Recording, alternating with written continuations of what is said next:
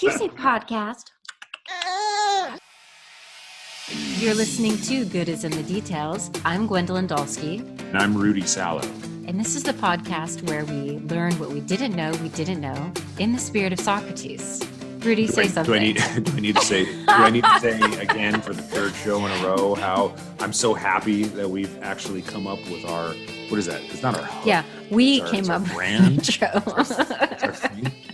It's our It's our spiel. We finally came up with our spiel. Now when somebody asks us, well, what the hell is your show all about? We can say, oh, we talk to experts to learn what we didn't know. Wait, how would I say that? We didn't you didn't know.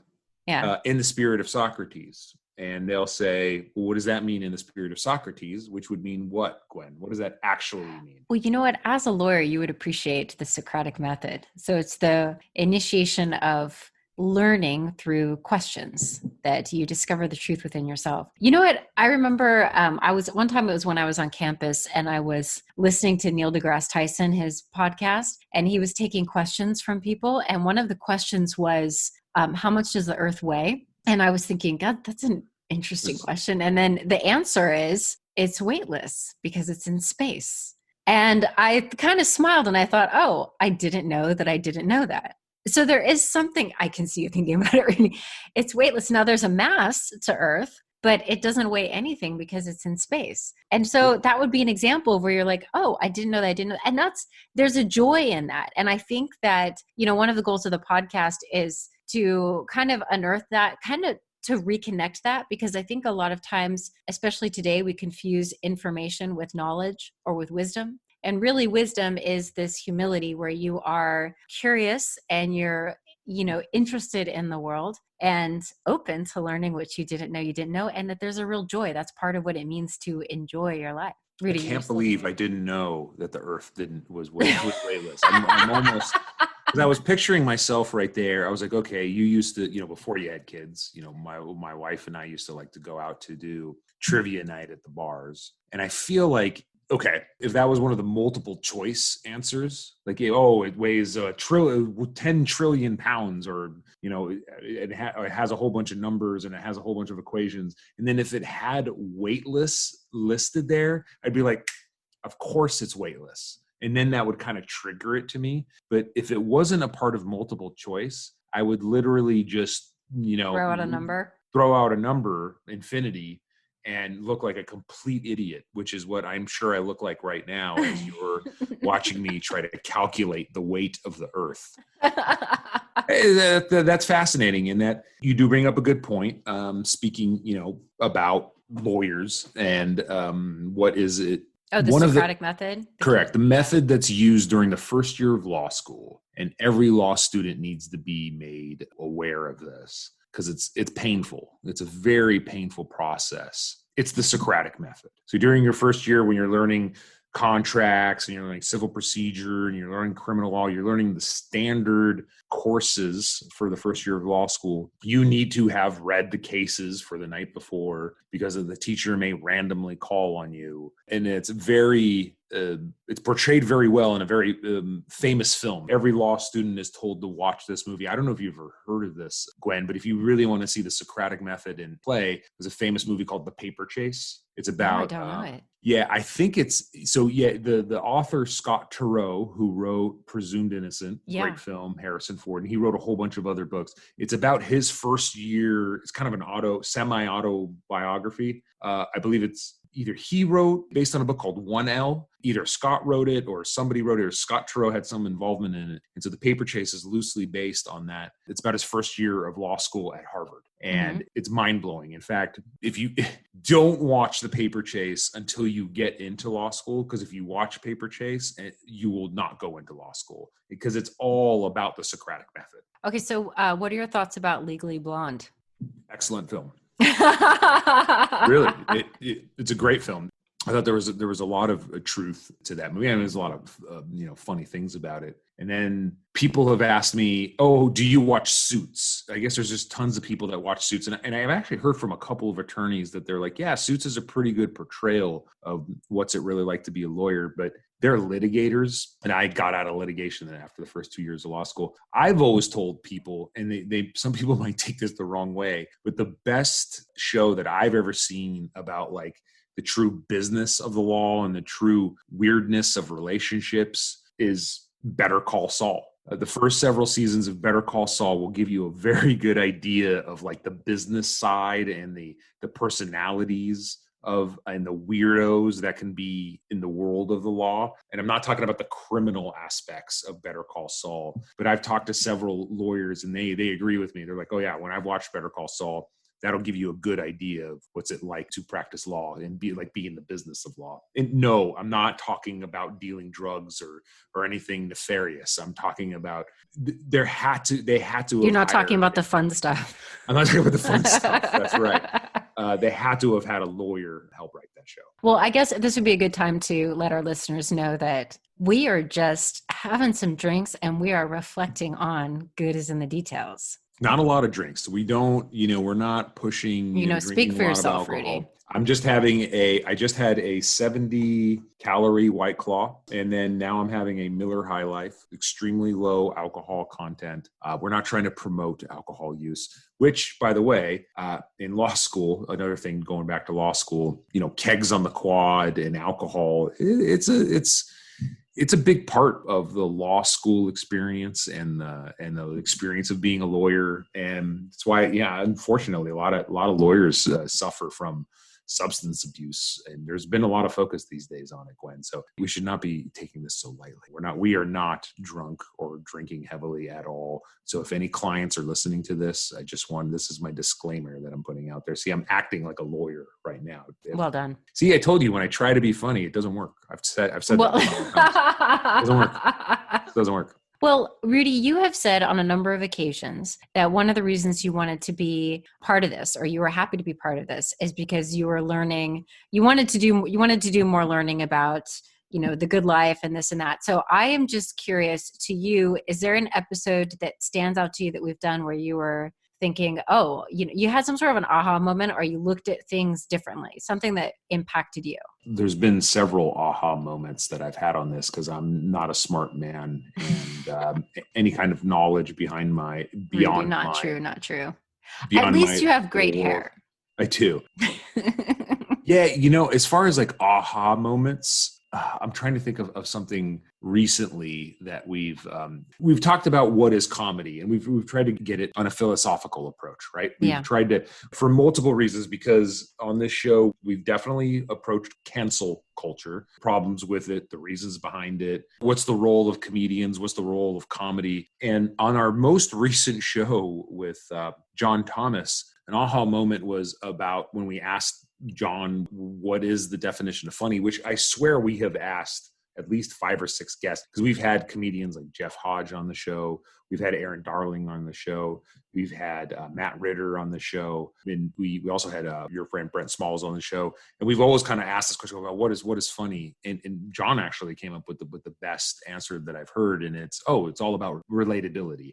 If you could capture in a joke something that's relatable, then people are going to find it funny. And the reason why that was such a big aha moment for me is clearly I'm always trying to be funnier. For many, many, many episodes that we've done, you and I have begged guests for them to say that I'm actually funny. We haven't gotten a single comment once that I am funny. So that was the aha moment. It's clearly because I'm not relatable. What about you? I mean, you are a professor, you have a doctorate, but what has been one of your aha moments?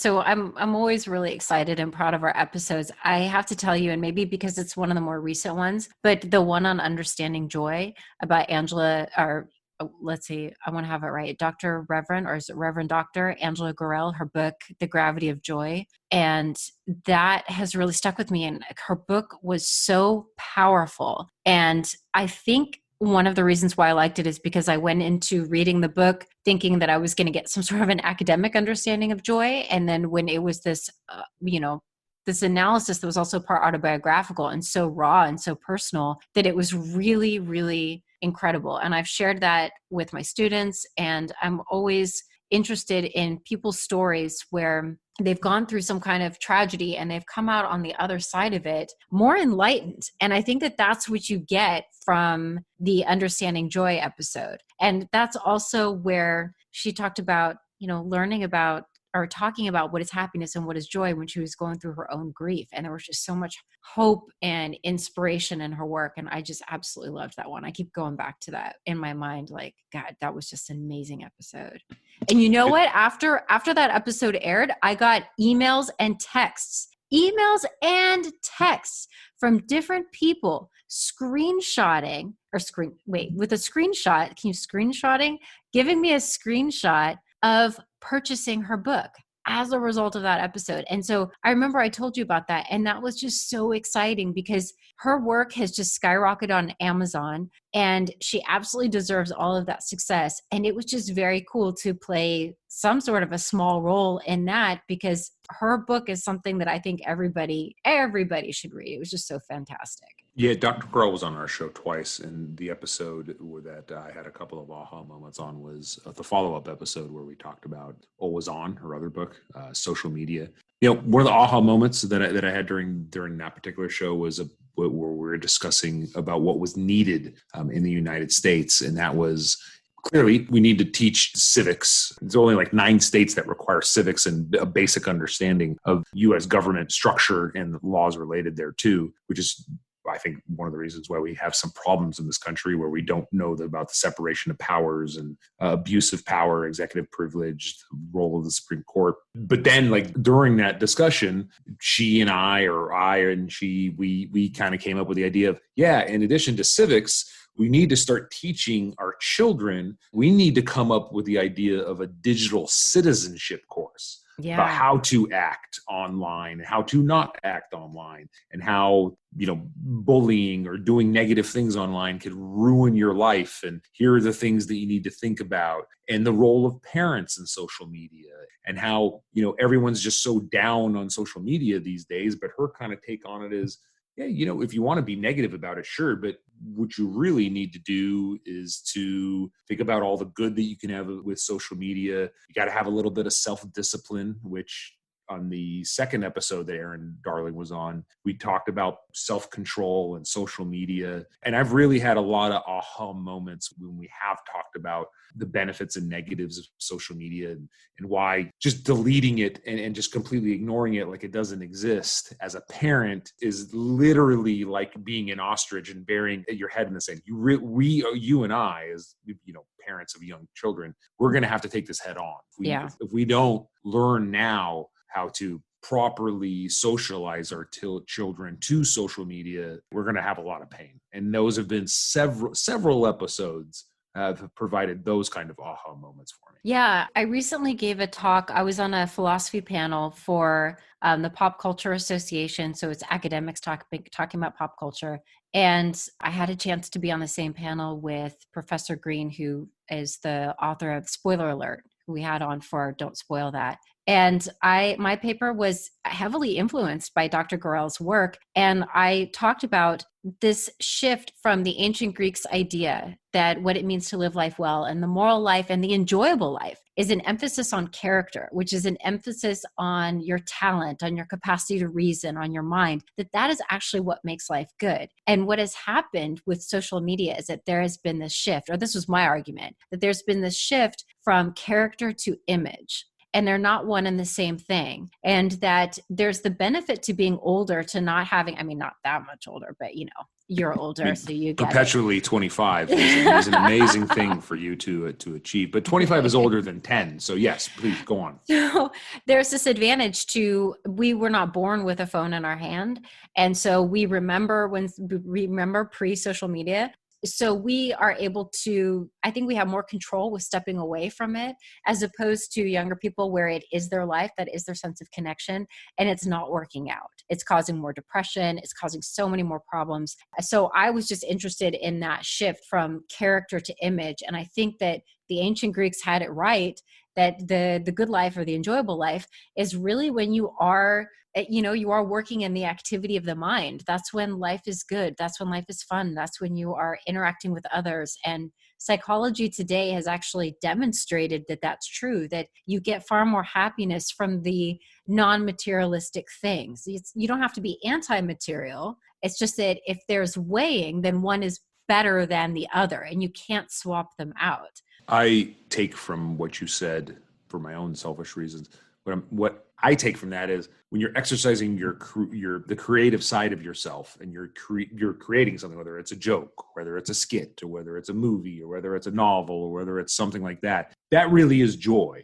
I think if your purpose behind it is not, oh man, I'm going to do X because I know it's going to sell and I'm going to make just tons of money from it and I'm going to get fame from it. Right. Okay, that might give you a brief taste of some kind of a joy, but that's probably not going to be everlasting joy. If you're doing something creative and you're not looking for money and you're not looking for fame and you're not looking for likes, but you're doing it because the act of creating is giving you joy, that's the best thing for you. I think that's what I interpret of what you're saying. No, you're absolutely right. Fame and money should be, or can be, the byproduct, but they shouldn't be the goal. The goal should be an expansion of self, and fame and money might come from that. But we can also think of really great people where they didn't have that. So it's not a necessary condition, but I think that what we've had is that fame and money is the goal, as opposed to understanding that it is the byproduct of the character and the talent development. And I think that social media has made it like image, where we're swapping out character for image. And that can be problematic. And I'm not anti-social media. I mean, like we were just telling, like I'm just now figuring out TikTok and I'm having kind of a lot of fun with it. Still, learning how it works and everything. So I understand the draw to the creativity and all of that. But at the same time, I have to recognize it's time to retreat. It's time to read or spend time with my daughter, because at the end of the day, that is what makes me me. And to not forget that I can't determine how well I did in my day by how many people liked whatever it was that I did. In the end, that's not satisfying. I know personally, and I'm related to somebody that's extremely successful in social media and TikTok, and have talked personally about the fact that they do the whole content thing and there's a business purpose behind it. And in fact, they actually don't really get that much joy from it. And they hope someday that'll all be over. The company will be sold and they could stop and they could go back to being their life. They're using social media as a utility, and it's been very successful business-wise for them. God bless them. They could do it, but they actually don't get the joy from it because they are like, oh, I have to do X. Mm-hmm. I'm doing it for a business purpose or a monetary purpose, rather than, what you're doing, which are really, funny, original skits that listeners should be at least telling you that you're funny, because you're actually funny on that. Well, thank you, Rudy. And I would... it reminds me of when I was studying philosophy. I got the endless question when I was an undergrad of, oh, philosophy, what are you going to do with that? What are you going to do with that? And then I realized I would always say I was going to go to law school. Obviously, didn't end up doing that. But smart, very smart. You must have watched 1L as a college student. I actually ended up applying to law school. I think I told you this. I applied to law school and grad school at the same time. And then when I was accepted to both, I realized, wow, I really had to be honest about what it was that I was doing. And I realized that I was saying law school to make other people comfortable with the fact that I was studying something like philosophy, where people are saying, what are you going to do with that? And then as I continued my studies in philosophy, people would still be like, when are you going to stop studying? When are you going to stop, just wondering, and what are you going to do with all of that? And you know what I would do to answer? And it threw them off when they say, what are you going to do with that? And I would just say, happiness. And there's like this rage that people would have, like, how dare you? Like, you're not allowed to study something that would just make you happy. You have to do it, that it has to be for something else, right? Like some other box. And now look at us, podcast. Aren't you happy I continue philosophy? Uh-oh. I've mentioned this many times. I'm a hot-tempered person. If you would have said happiness to me, I think I would have. I don't know how I would have reacted. It would have. I mean, what a great answer, because it would just shut down any people. People don't know what to do with it. I mean, I would look at you with like with such a baffled look on my face and just walk away. That it's an excellent answer. But seriously, what are you going to do with philosophy? I mean, Here I am having no one's listening. margarita. Just tell me right now, what are you going to do with this philosophy thing? Because you can't answer a damn question. This is what you do with a philosophy degree. You start a podcast and you drink a canned mango margarita. And that's how it goes. If you had a crystal ball, you would have said, yeah, you know what I'm going to do with this philosophy degree? Someday I'm going to meet up with this, acquaintance from high school, and he's going to pester me about how I never answered damn questions, and I'm going to, run rings around him and make fun of him secretly on a podcast, and it's going to be very, very funny. Who wouldn't want to do that for the rest of their life? That would have been a great answer. I think that, it's an honest answer. I really had to find, I can honestly say, sometimes some of my students would ask me, like, why did you choose philosophy? And I just compare it. I say, I didn't really choose it. It's kind of like tasting chocolate. I didn't choose to enjoy it. It just happened. There was no decision there. But I mean, the choice to continue studying it was for me. And honestly, as I was doing it, I didn't know where I was going to go with it. I had no idea. I just knew, and I hope this for my students too, that whatever they're studying, that they're not pressured to fit into a box, but they do follow what they really love. I genuinely hope that for my students, because I know for me that there would be some texts that I would read. Like, I'd be in the library in grad school or even in undergrad, and I had this overwhelming sense of gratitude for being alive. I don't even know how else to explain it. I would just be fascinated by what I was reading, and I would just feel lucky to have encountered the text that I was reading. And I just knew I needed more of it. And now what I do for a living is I basically, as you can see from all my books here, I read stuff and I tell other people about it. That's how I describe my profession. That's what I do for a living. And then for fun, then I get to podcast with you. I'm still looking for happiness. Clearly you made the right choice by going into studying philosophy, because you and I were magically, you're still 25. I don't know how. We went to the same high school, but hey, you know what? Wait, I'm going to put you on the spot. Oh, wait, I'm sorry. I didn't mean to interrupt you. No, I was just going to say, I made the decision to go into law school. You made the decision to go into philosophy, and you got joy from reading and would text people and be happy by reading stuff. And what happens when you go to law school is you learn how miserable you are by reading and how much you hate life. And that's, that probably leads to a lot of the substance abuse problems that I was mentioning earlier. Thankfully, I found something in the law that I'm extremely passionate about, and that's infrastructure and infrastructure finance and cities. And so I gotta say, one of my personal favorite episodes of this podcast is the first one I did with you, which was the one on infrastructure, which was the second episode ever. And Season 1, episode 2. That is one that I share with a lot of people. My law students at Chapman University, I try to share that with them.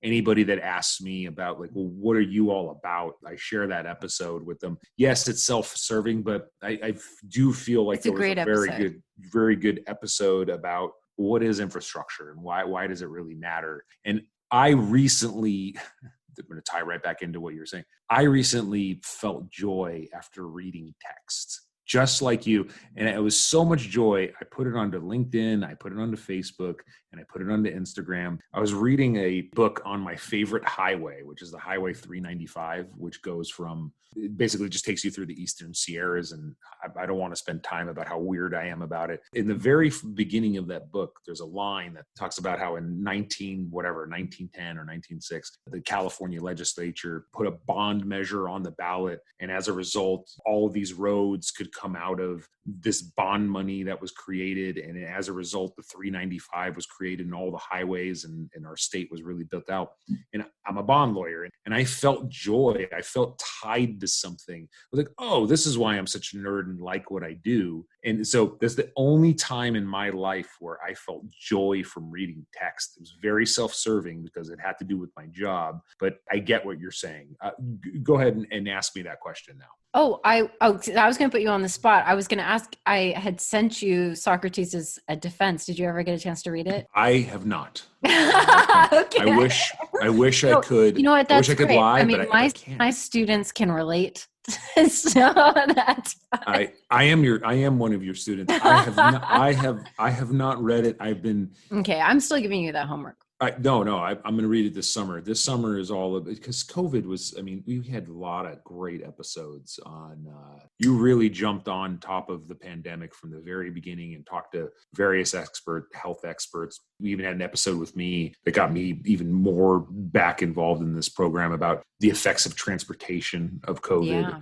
And I think back about what a great, I like to write, I like to journal, I like to do that type of stuff. And I'm like, oh man, my kids are never going to really know about, what it was really like to go through the pandemic. And I didn't really write that much about it. No, that's not true. We have these recordings. Yeah. This is, I mean, social media and the web, this is permanent. We really came up with a great record of talking to all kinds of, I mean, we had Liz Farmer on the show a couple of times, and she was talking about, city government and local government funding and the effects of COVID. And we had with Dahlia Schweitzer talking about virals or like films that have to do with viruses. And then we have the actual virus happening, a pandemic. Yeah. And she was telling us literally, we had her when she was living in New York when things were really bad. She was giving us a play-by-play about what it was like in New York City when they were going through their surge. And yeah, those episodes are great. I think they're going to be great historical records. So on that note, something else, I mean, so it's historic because of the pandemic. And so we're recording and working our way through it. But the other thing that's, I mean, kind of special for me is that when we first started, then it was about, I think it was our 4th or 5th episode where we were we were interviewing Dr. Tanzavati about plastic surgery or what does a plastic surgeon have to say about beauty? And I remember when we got to that interview, I had done a really intense workout before then. And during the interview, I felt a little bit tired and a little bit off. And I thought, gosh, what's wrong with me? Okay, note to self, never do a workout before you record or a heavy workout. And it turns out, well, the reason why I was so tired was I was pregnant. And so and that was like 4 or 5 episodes in. And so there's just been this trajectory that's kind of cool for me that's now on recording. I mean, we did the episode with Jeff Cortese, an FBI agent, a lawyer, and a philosopher walk into a podcast. And you even said at the beginning of that podcast, this is, the next time you are going to be different because it was, I think, 2 days before my C-section that we recorded that. And so that's all there. And then, of course, now we've got my daughter, Zadie. Now she's part of the show and she pops up and you hear her crying every once in a while. So it's also been kind of cool to have that record of my life of just the figuring out that I was pregnant and then working through it. The other thing I want to say is for any moms out there listening or anybody who's wondering how can they do career if they want to have children or whatever, I also hope that it gives some inspiration because it was something that I was worried about. But now that we've got the podcast and everything goes with the flow, sometimes Zadie's in the background. Sometimes she cries. Sometimes she's quiet. Sometimes I have to mute myself and then you'll take over the interview. But I want it for inspiration that you don't have to do everything perfectly, but that having a child or deciding to take that step in your life does not hinder you from your life, but it adds to your life. And so I just want for women or for anyone who's thinking about families to not be afraid and think, I can't have a child because I'm going to do X, Y, and Z. It's like, no. You can go ahead and friends and family are there to support you. People are understanding. That's my whole spiel about that. Yeah, what I'd like to say is just being at a law firm and we've totally restructured our work from home and how things are going to happen. I mean, a lot more people are going to be working from home, period. That's going to be one. My next Forbes.com article is about what are some of the things that temporary things that occurred during COVID that should become permanent. And that's going to be, the acceptance of, hey, things happen. Baby might pop on the Zoom or something might happen on a conference call or just, we got to be a little bit more flexible in our lives because we are going to be working from home more. And you're absolutely right. You can do it. We just need everybody to kind of treat each other the same and understand that like we have kids and we are working from home and we need to be a little bit more accepting and flexible of that, and, not, so dismissive of the importance of wanting to have a family and wanting to have career goals at the same time. That's just going to be the future, in my opinion. I think both of women and men, everybody just needs to kind of accept, like, you're going to get to know your colleagues' children through Zoom or through conference calls, period. So just accept it. I don't know if there's a philosophical approach to that, but that's just the way it is. I think it's great. One time I was teaching, over Zoom, and Zadie was, on the floor, and all of a sudden it was quiet. And I had, and I'm lecturing to my students, and then I realized, it's quiet. I had to say, hold on, everybody. And I looked to see what was going on. And Zadie was playing with the cat food, and she had already like nibbled a bit on it. So I was like, everybody, hold on just 1 second. My daughter is in the cat food. But you know what? That's life. Your daughter is not the first one to play with cat food. Apparently, when I was a child, I really liked dog food. I don't know. I think I've turned out okay. Fine. That's a whole other conversation. So I mentioned that after Dr. Gorel's episode that I received texts and emails about her book. So there was a big response to that on my end. I'm wondering from you if there was an episode where you were getting responses or feedback and you thought, oh, wow, it's like there was an episode that really hit friends or family. So I'm a nerd. And I'm related to a lot of nerds, and I know a lot of nerds. The episode that I got a lot of reaction to, and it's great because it's one of my favorite episodes, and it's the number one episode that I send to all my nerdy fellow relatives and friends, is The Morality of Batman. Yeah? Yeah. People loved that episode. Oh, that's great. With Mark D. White. Yes. He and I have been following each other on Twitter for a really long time. And so it was really cool to actually, somebody that I kind of sort of knew through Twitter to actually connect with and have him on the show. And he was on the show twice. Yeah. Also for, what was it? The Virtues of Captain America. Yeah. We're going to have him on again. Another great favorite episode. of mine. You're right. Those two are the ones, like I said, I'm a nerd and I know a lot of nerds. People just love them. Like I think they went out and bought the books. I think they've listened to them a couple of times. They've shared them. They've commented on them. I had one of my law students pick a bone with me during class about my thoughts about who played the best Bruce Wayne. I mean, yes, that was it. That was the one. I don't know why it wasn't the infrastructure one. I would have thought it would have been the infrastructure one, or the other transportation one, which was all about me. But nope, it was about Batman. You know what? And when I was looking at the analytics, that is one of the top shows too, for sure. Yeah. So The Morality of Batman. I know a lot of nerds. Okay? We You're love each responsible other. for that. That's awesome. We love Batman. Nerds love Batman. I love Batman. Okay. I think that we'll go ahead and wrap it up. You're almost done with your beer. I'm almost done with my mango margarita. I am.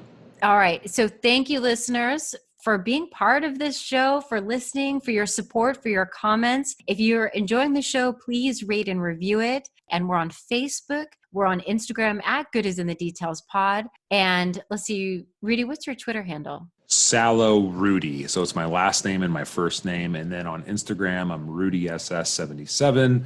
Forbes.com, just type in Rudy Salo and look me up on LinkedIn. I actually post a lot of work, transportation stuff, and videos, educational videos on LinkedIn, and that's just Rudy Salo. Okay. You know what? I'll put that in the show notes. And then also, if you'd like to support the show, we're on Patreon at patreon.com/goodisinthedetails. So you get extra content. There's a book club. And I think that's it, right? We've got more coming up for season 2. We're excited. Feel free to also email us if you have any comments or questions or suggestions, or if you would like to be a guest on the show, or if you would like to sponsor a show. Are you a business that would like to sponsor the show? We would love to get in touch with you. So goodisinthetetailspod@gmail.com. All right. And we'll see you next time. Have a nice summer, everyone. Have a good summer. Bye.